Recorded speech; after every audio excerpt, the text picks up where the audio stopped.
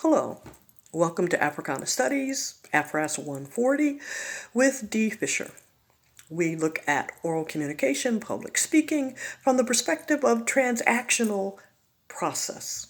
The speaker and the listener are joined in a feedback loop. The message is encoded. In other words, you take your research, etc., and change it into words, thoughts, and words that can easily be understood by the listener. The listener does active listening. The listener determines salience. They select, organize, and interpret.